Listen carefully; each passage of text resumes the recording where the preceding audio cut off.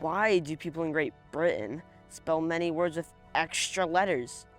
Why do they add a U to the word neighbor, a U to color, and a K to music? If I could be in charge, I'd take those letters out and I'd simplify spelling. I am Noah Webster, and I would like to welcome you to Connecticut.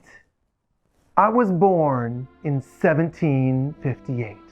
That's almost 20 years before the birth of the United States of America. Are you 6, or can you remember when you were 6? When I was 6, I knew the Bible very well because I read it every day. Plus, each day, my family and I would gather to read the Bible and sing praises to God. Joy to the World is my favorite song. Do you know it? It's sung at Christmas when we celebrate that God sent His only Son, Jesus, to save us from our sins. Sins are when we disobey the commands of God. My parents saw I loved to learn. When I worked out in our family fields, I'd grab my hat and my grammar book. In the winters, I attended a one-room schoolhouse. Pretend you're here with me. 70 of us crammed into one tiny room. We didn't have desks, so we sat on long wooden benches, crunched together. Ouch, don't bump me. There were slivers. Oh, when it was winter, we would shiver. It was cold. And worse yet, many of our teachers didn't even know how to spell and were allowed to whip us when we had wrong answers. Now, during all of this, did you learn very much? Now you know many of the problems. Because I loved learning, I begged my father to send me to college, which was unusual in my day. Finally, he agreed. When I was 16, I went to college. To pay for my education, my father eventually sold our family farm. How my parents blessed me. Bless means to make someone happy. What a wonderful word. While I was in college, the Revolutionary War broke out. The 13 American colonies were fighting for independence from the King of Great Britain. My friends and I even formed our own drill company, with me leading them with my flute. One day, General George Washington himself came and saw my group with me leading them on the flute.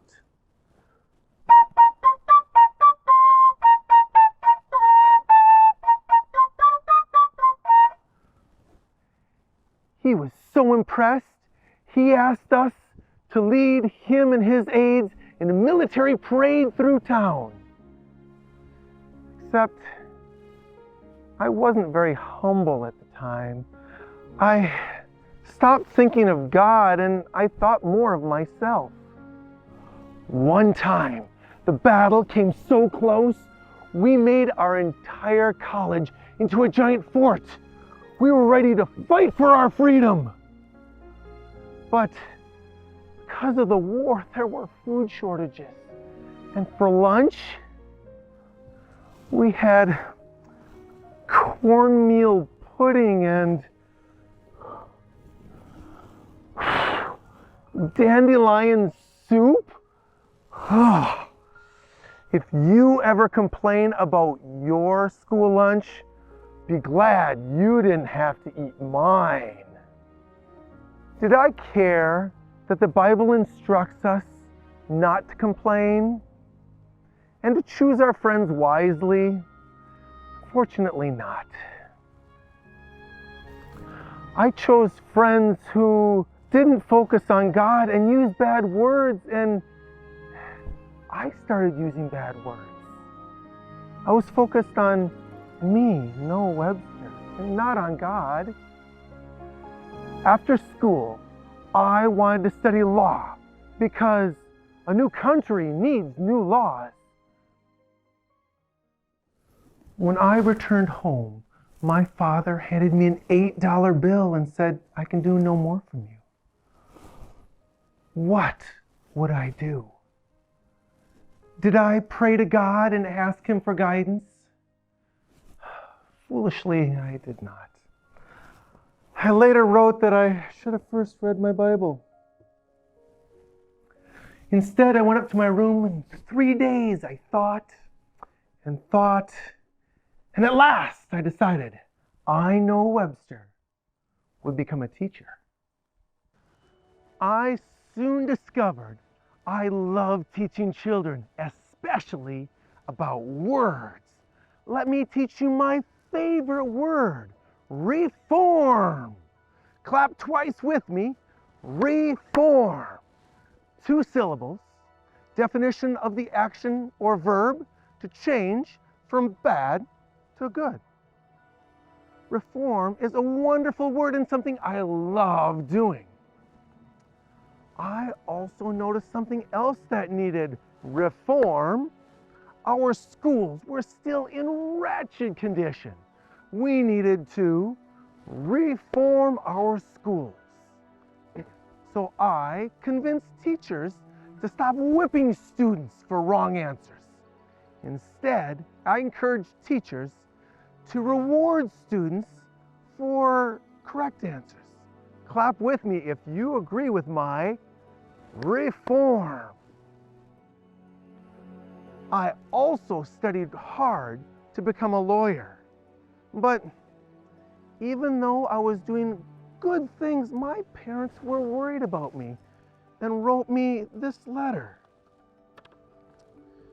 "Dutiful son, we wish especially that you would know the saving grace of Jesus, for without him, no person can truly be happy." By this time, we had won the Revolutionary War and were no longer ruled by the King of Great Britain. But our spellers were still written in Great Britain and taught our students to pledge allegiance to a king we had just defeated. We needed to reform this. So I wrote a brand new American speller. Can you see why they originally named it the Blueback speller? My speller did not teach American students to spell British cities. No, my speller had American cities like Philadelphia and New York. My speller also had American plants like the pumpkin and the squash. My speller also had American animals like the skunk.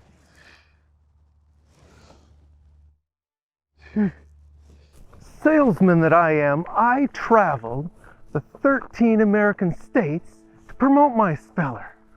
Why, I even went to Mount Vernon to give a copy to George and Martha Washington.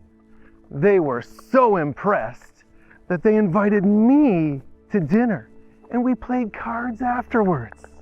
And Benjamin Franklin, you know him, he used my Blueback speller to teach his granddaughter how to read. My speller became a bestseller, but I wasn't making much money because print shops were copying and stealing it. We needed to reform this and create copyright laws.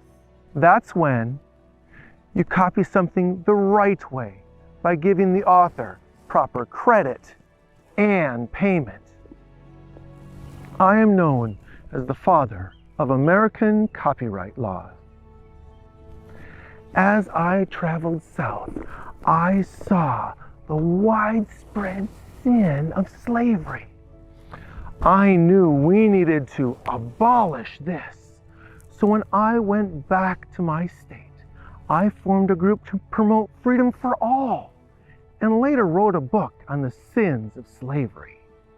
In all that I did, I worked to unite our country.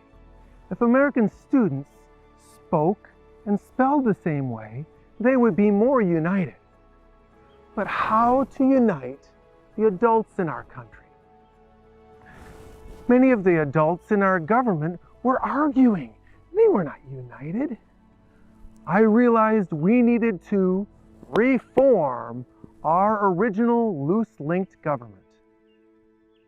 I knew many leaders at the time, like George Washington and Benjamin Franklin, who attended an important meeting in Philadelphia in 1787.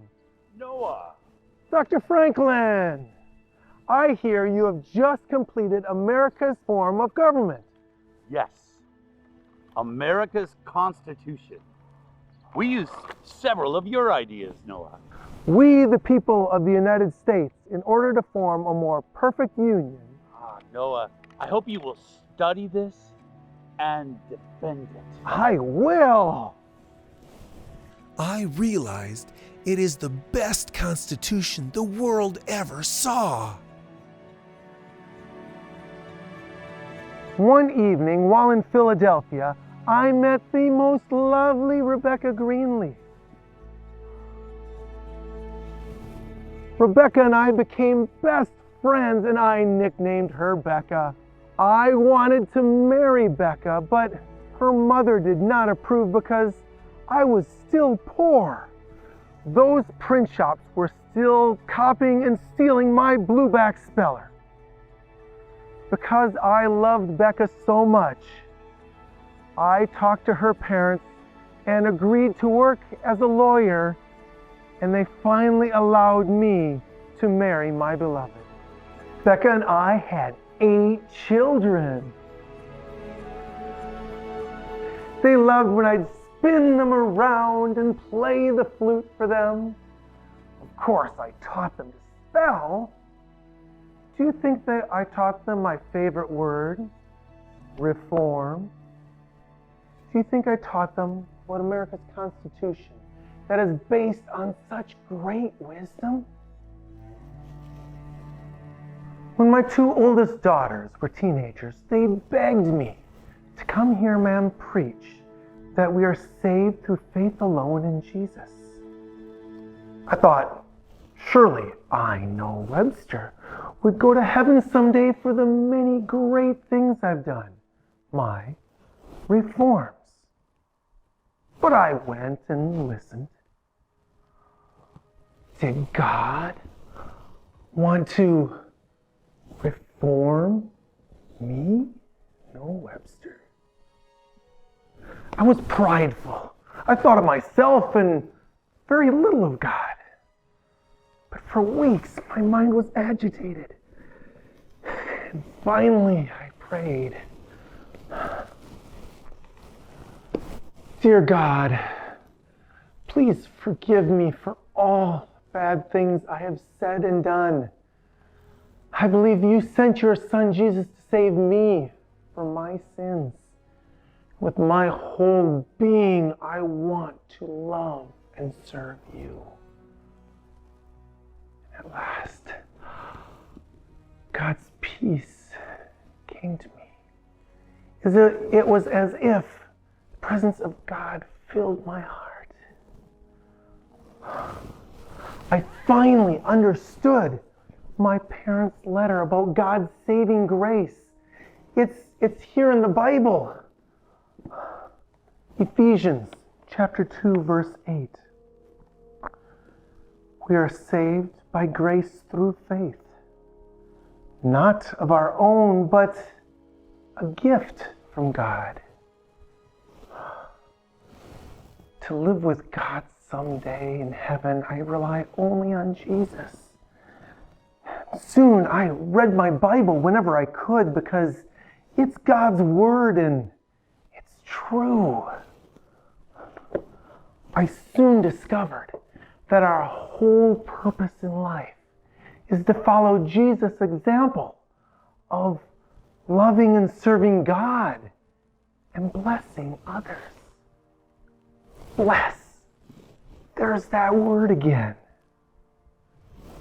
Starting today, how can you bless the adults in your life? How can you bless your siblings, or your friends? How can you bless someone who is sad? Blessing others is a wonderful way to live. Being Noah Webster, I noticed something else that needed reform. We needed a dictionary with American words. So to accomplish this great feat, I searched for the birthdays and definitions of over 70,000 different words. To define these words, I used over 6,000 Bible verses. I wasn't sure if I'd have the strength to accomplish this great deed. For 30 years, I worked. Finally, when I was 66 years old,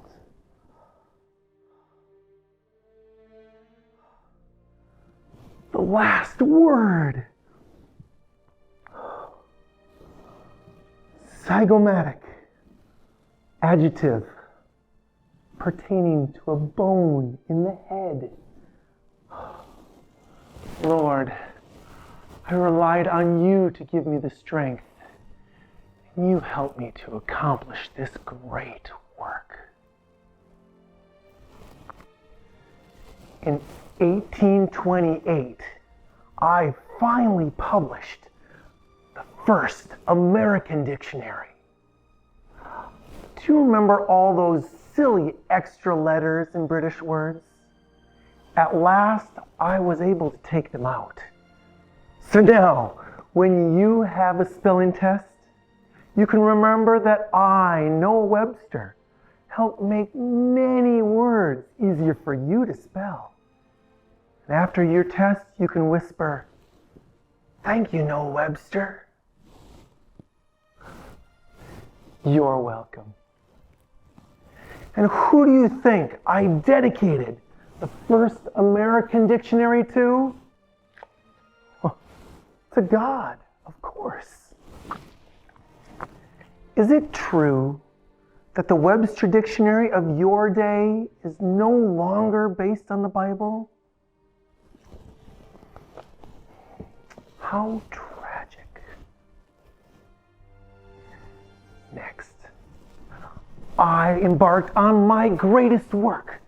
The Bible was first written in 2 ancient languages and later translated into the language of Great Britain. To honor God, I took those British words and translated them to American words. Are the American schools and families still teaching the Bible? I urge them to do so. While an American speller and American government are excellent reforms, they will not unite our country in a lasting way. We will only truly be united when we citizens choose to love and serve God and bless others. For only through God can we truly be free. Now, you know I love the word reform. That's because God reformed my heart. And if you believe God sent his only son Jesus to save you from your sins, he can reform your heart as well and give you his grace, peace, love, and joy. And that is the greatest reform of all.